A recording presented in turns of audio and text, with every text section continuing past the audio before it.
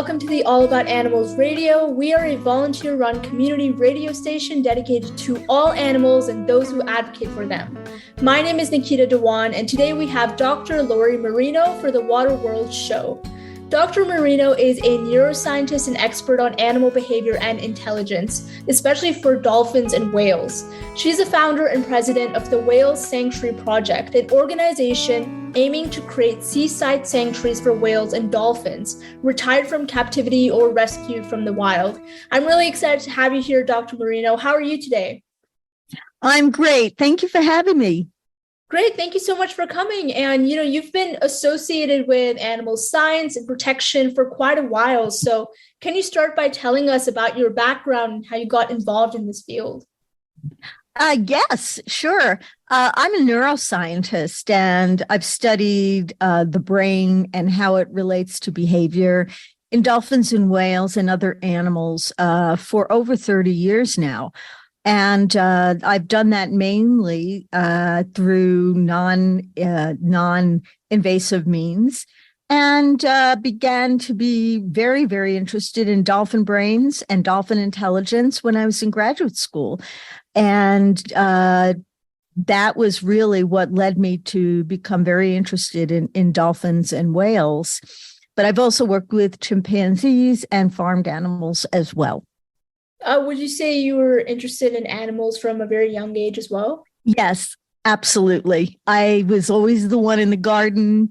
I had worms in my pockets and I would watch insects for hours. And the question I was always interested in was, what is it like to be a member of another species? And that question has carried me all the way up to today. No, yeah, definitely. I think it's so interesting you work in like animal intelligence and just looking how their brains involve, because I feel like often we don't view animals as intelligent, even though they have just a different type of intelligence. And I think that's just really important to explore. So I think that's very cool. And right now you're working at the Whale Sanctuary Project. So can you just tell us about its mission? What kind of work do you do, and just your vision for it? Sure. Well, in 2016, I got together with a group of friends and colleagues, and we decided that we wanted to do something really concrete about the fact that whales and dolphins have very poor welfare living in marine parks and concrete tanks. And that's when we came up with the idea of creating sanctuaries. And so we incorporated as an organization in 2016, and we began to create a team that now includes over 50 plus advisors from all over the world, and a great executive director, Charles Vinnick. And our mission is to really change the way humans relate to other animals, especially dolphins and whales. And we do this by creating a sanctuary, helping others create sanctuaries, and also creating a whale and dolphin science and helping others who want to protect and advocate for dolphins and whales. We are creating a sanctuary for beluga whales and orcas in Nova Scotia. Mm-hmm. And the reason it's so important to do this is to show that there is an alternative to keeping these animals in concrete tanks, in these stark concrete tanks in marine parks for entertainment. And it's really important to show that, not just say that it should be done, but to actually make it into something that actually exists and serves as a model for others around the world. Yeah, I think setting that example would be really important. And how would you say that, so far this sanctuary differs to a captive environment in terms of living space, social opportunities, enrichment, etc.? Well, a sanctuary, even an authentic sanctuary, is still captivity. And we have to acknowledge that.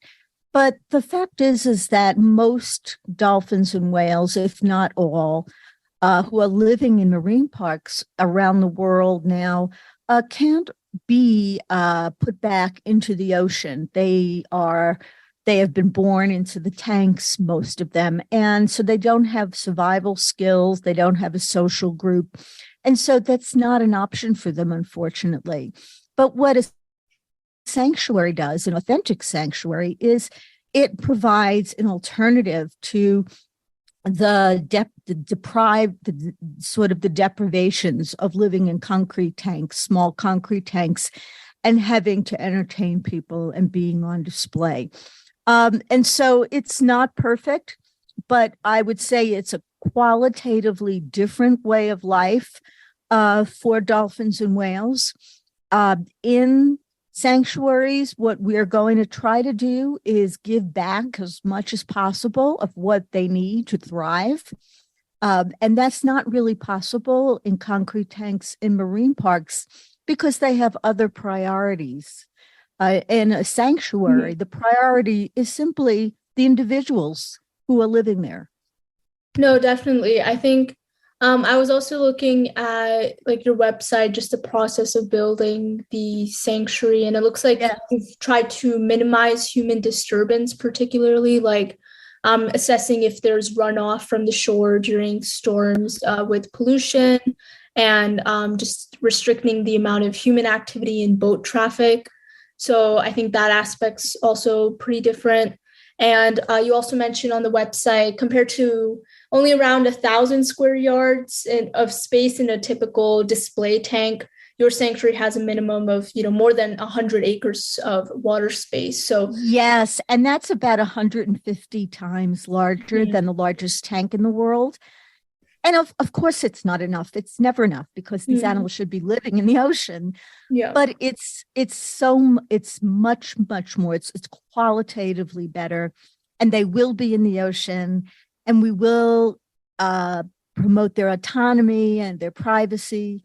But we will still care for them. We will have a full veterinary staff, and we will feed them, and we will still maintain some of the behaviors that we need to maintain in order to keep them safe. So it's sort of, for a captive dolphin and whale, it's the best of both worlds. It's trying to get them as close to a real life in nature as possible, but also caring for them at the highest level. Yeah, you're maintaining that balance between their natural behaviors, but also since, like you said, they're not adapted to the wild environment, they need some assistance on that end. And you had also mentioned, how you want this sanctuary to be a model for future sanctuaries. I was wondering, I don't know about Canada itself, but are there any more whale and dolphin sanctuaries globally? Are they common, or are we really lacking in that area?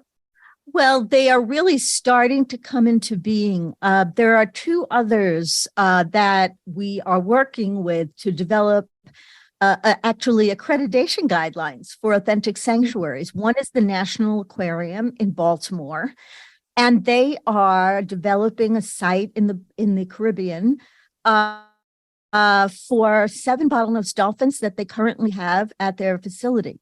And they are getting out of the dolphin and whale show business. So we are very happy to know about that. And then there's also a facility, a sanctuary in Iceland, where 2 beluga whales have been retired by Merlin Entertainments. Now, those 2 beluga whales, who used to be in concrete tanks, are not in the Icelandic sanctuary permanently yet, but we hope that that will happen next year. So you can say that by next year, there will be 3 sort of on the map. And what we're hoping to do is help others create as many as possible, because we certainly need them. There are over 3,000 dolphins and whales living in concrete tanks around the world. So there's a great need for it. And eventually, of course, Nikita, what we'd like to do is see a time in the future when sanctuaries are not needed. where Right. all of these animals are living where they should be living, in the ocean with their own families. Yeah, exactly. And regarding those, those 3,000 captive whales and dolphins, can you elaborate on some of the problems that captivity poses to them, both mental and physical? Well, yes, and my co-authors and I, my colleagues and I have done a lot of work in this area, Right. and we've published on this work, and there are really, across the board problems. I like to say, and this is based on the science, that everything that makes life worth living for a dolphin or a whale is missing in a concrete tank in an entertainment park. Mm. We see that they suffer from opportunistic infections, pneumonia, gastritis, encephalitis, kinds of infections that happen when the immune system is not working properly. They also exhibit all kinds of well-known behaviors like stereotypies, repetitive behaviors that indicate that there's something wrong in the brain. Self-harm, grinding their teeth down, banging their head against the tank walls. And then their social lives are completely disrupted, and there's often hyperaggression, as well as mother calf, a problem with mothers caring for their calves and maternal attachment. So, their lives really are absolutely nothing like what Mm. they need to have in order to thrive, or how they evolved.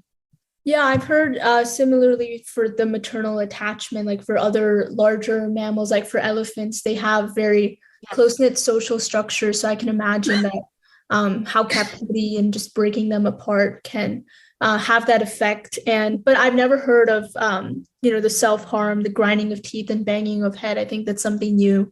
It's very interesting. And you also mentioned hyperaggression, and there have been Yes. several cases of resistance by marine animals like orcas against their trainers, like Tilcum, the orca, and blackfish. So, Yes. can you just elaborate on these cases of resistance, and what causes it? Is it their struggles with captivity, the poor health?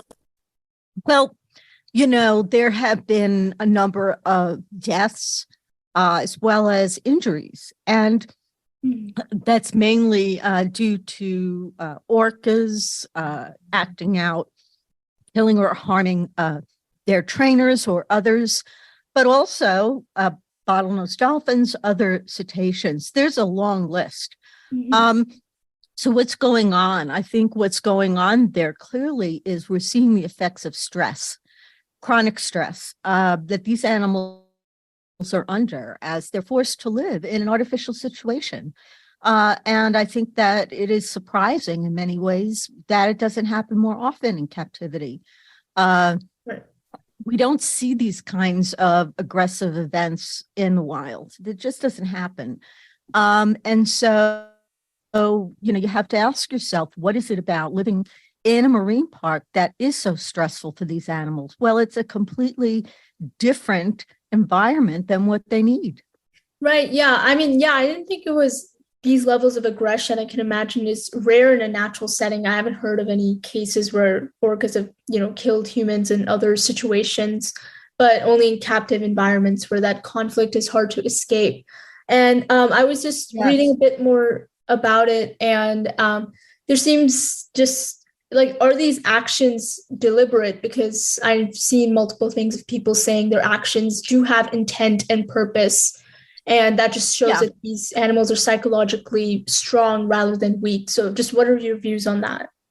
Oh, I think that their behavior is certainly intentional.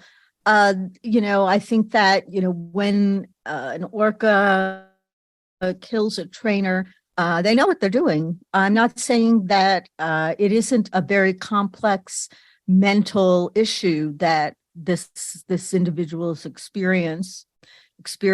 Like Tillicum, when he killed his trainer, Don Branchow, I think he knew exactly what he was doing, but he just basically lost it. He lost control. Mhm. But they certainly know what they're doing, and they are certainly intentional in their actions. They know how we are in the water. They know we can't hold our breath in the water very long. They know they're stronger than us. All of these things. And I think that we should make an assumption that all of their behavior is pretty intentional. The fact that it doesn't happen in the wild is because the mental disturbance, the emotional upset, the chronic stress that you see in the tanks is not there. Right. So there's absolutely no reason for them to want to attack humans. Yeah, definitely. And I would recommend all the listeners to explore the documentary Blackfish. It does provide a lot of insight in just SeaWorld and just behind the scenes, the stress that these marine animals go through. And just regarding the behavior, you're saying, it's intentional and they do have a lot of self-awareness, these marine animals. So can you talk about, you've also done research on the evidence for mirror self-recognition by, I think, bottlenose dolphins specifically. Yes. So can maybe just talk about the implications of the study and what are the other measures of intelligence for marine animals? Well, there are a number of measures of intelligence, but in terms of measures of self-awareness, which is such a subjective thing to study, there aren't as many, but there have been a number of studies done by others that indicate that dolphins and whales are very self-aware. About 22 years ago now, Diana Reese and I did a study at the New York Aquarium where we showed that two bottlenose dolphins who were living there were able to use the mirror to investigate parts of their body. And so they were the first non-primate species to show mirror self-recognition. And mirror self-recognition is an indicator of self-awareness, because when you look in a mirror, you know that's you. You have a sense of self. And if you use the mirror to groom yourself, to look at yourself, then that's an indication of that. And dolphins do that, chimpanzees, elephants, just a few species. And so we were able to show that these two dolphins were using the mirror to check out parts of their body that we had marked. And it took over a year to do the study because we had to do all of the controls to show that this is really what was happening. But the result of that was not just the scientific finding. The result of that was a realization that these animals were very self-aware, were similar to us in that way, and yet they were swimming in circles in a dank concrete tank in the New York Aquarium in Coney Island. And their lives were miserable. And eventually both of them died at very young ages in their 20s. And this really led me to realize that I most certainly did not want to do any more work with captive dolphins. I just didn't want to contribute to that kind of suffering. Yeah, exactly. And I think just given the evidence that they have self-awareness, and as you said, just how similar their cognitive functions are to humans, I've seen many arguments about why we should include these animals into our moral circle. Like for, elephants, there are arguments about personhood for dolphins and just individual rights for autonomy. So I think, as you said, it's not just about the scientific findings, but also the ethical implications as well of how we treat animals. Absolutely. Very well said. And other than, the obvious uses of dolphins and for water shows and in aquariums, I found it interesting. They're also believed to help heal humans. So there's a belief that dolphin-assisted therapy can be beneficial for psychological illnesses like autism or even physical disabilities. So I just wanted to know, what are your views on using dolphins for this form of therapy? Well, when somebody asks me about dolphin-assisted therapy, I tell them that my views are completely irrelevant because the science is very clear. Dolphin-assisted therapy does not work. It is not a valid treatment for any kind of disorder.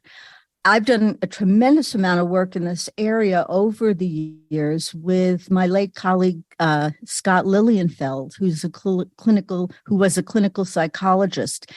And we published a number of papers showing that these studies where they claim that swimming with dolphins is a treatment for autism or other kinds of conditions are completely flawed. There is absolutely no evidence that dolphins are healers in that way. Mm. And, I have to say that this is something that I've really taken on as a very important issue because it is dolphin-assisted therapy persists. And the dolphins are the ones who are victimized because they're forced to, swim with people and interact with people when they don't want to. But the victims are also the people themselves, these poor parents and their children who are fooled into thinking that, if they bring their autistic child to a dolphin and pay thousands of dollars, that somehow their child is going to change. And that's really ethically really really bad thing. So all the way around, dolphin-assisted therapy, dolphins do not heal. Save your money. Do not put your child in the water with a wild animal who does not want to be there. It doesn't work. It's basically a scam. No, yeah, I saw there are multiple research papers on your website regarding it. And I don't know, it's interesting to think about where this idea came from in the first place, considering there's no scientific evidence for it. But it does seem that the methodology for papers supporting it are flawed. Definitely. And I might add, if you don't mind, obviously there's a lot of, pseudoscience around. It's not just dolphin-assisted therapy. It's all kinds of medical claims that have no support. This is just one of them. But I think that dolphin-assisted therapy comes very much from our ancient views about dolphins and whales as healers, as special animals in some way. And that has carried through to modern day, where people are exploiting the fact that people think that dolphins are somehow magical, or, all kinds of things. Mm-hmm. This began, a long time ago in ancient times, and then was picked up by people like John Lilly, who promoted that kind of view of the dolphins. So it's been around, and it's a modern version of that kind of mythology. Right. Yeah. And I can imagine people using that as justification because they're saying, look, it's benefiting humans as well. It's not just for entertainment. Right. And I think another just common justification is that for keeping these animals in captivity is that many claim that research with captive dolphins and whales is important for their own conservation. And so captivity is justified. So what is your perspective on that argument?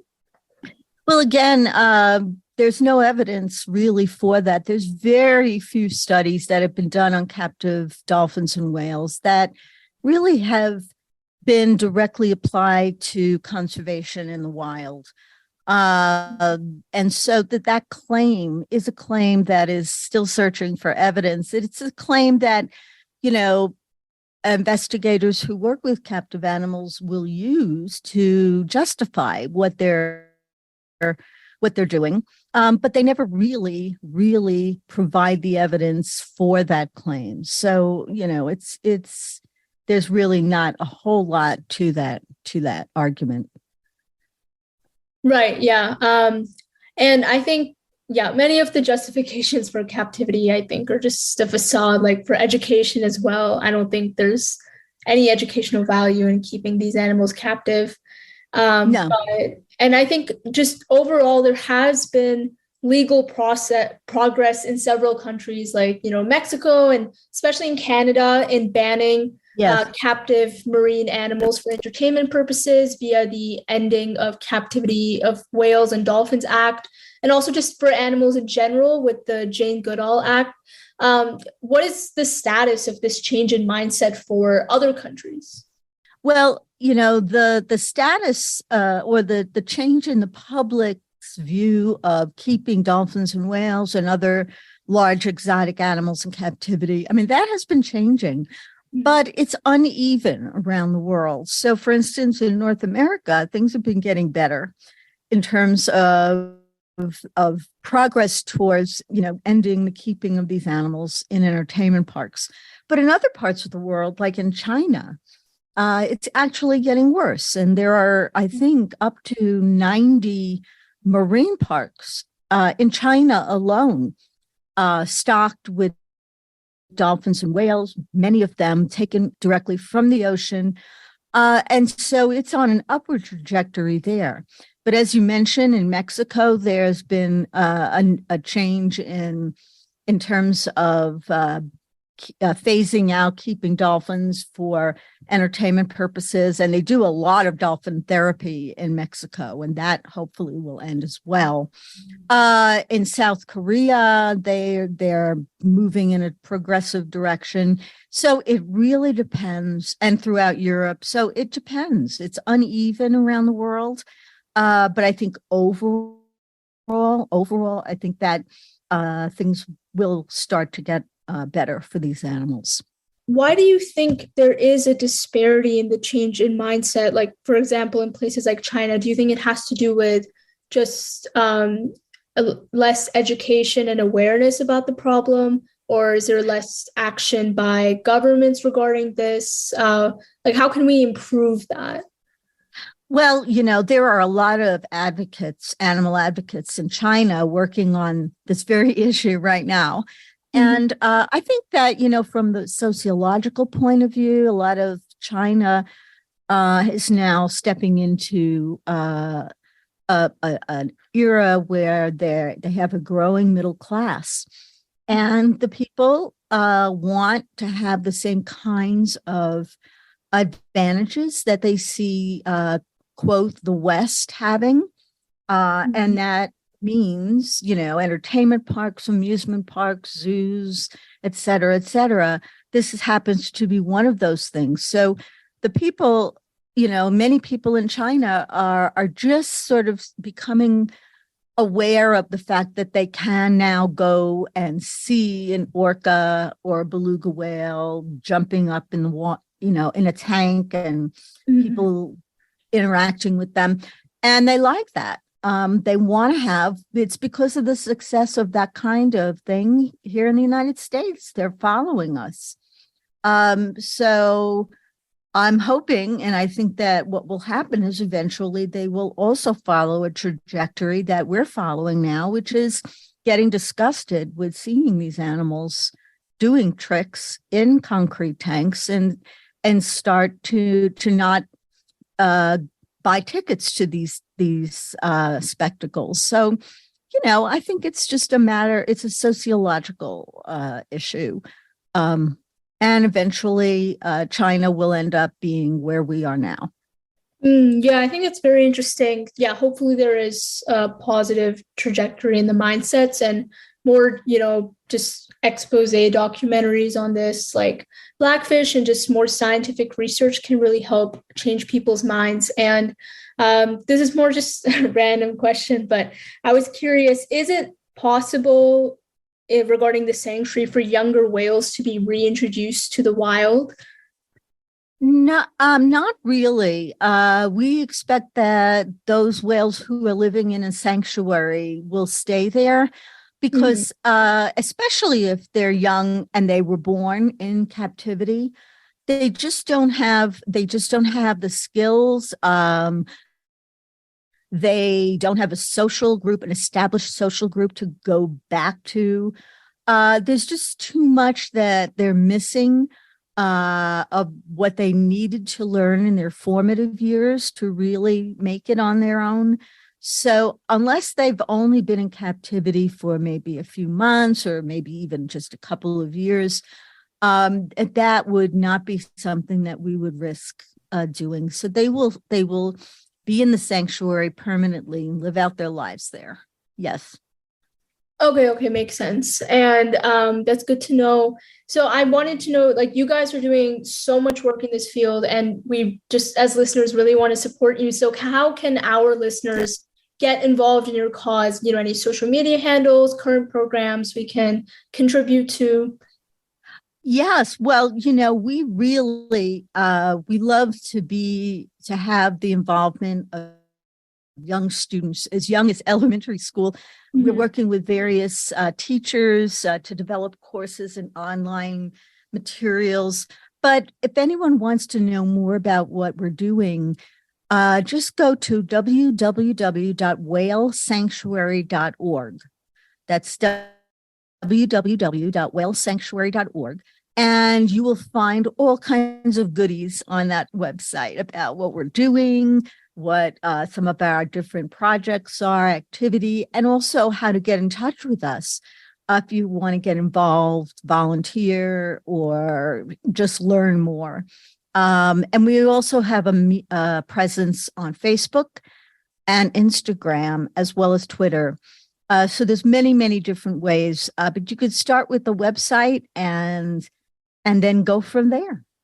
Yeah, great. And we'll definitely link the website and just any links that can be helpful to our listeners. And I mean, this discussion was so insightful. I loved learning about more of the marine world. I know every time I've seen presentations on like elephant cognition, there's always another presentation on orcas and whales because they have such interesting intelligence, and Yes. obviously a lot of work still needs to be done on the captivity end, but I think it's great what you guys are doing, this sanctuary. It sounds amazing.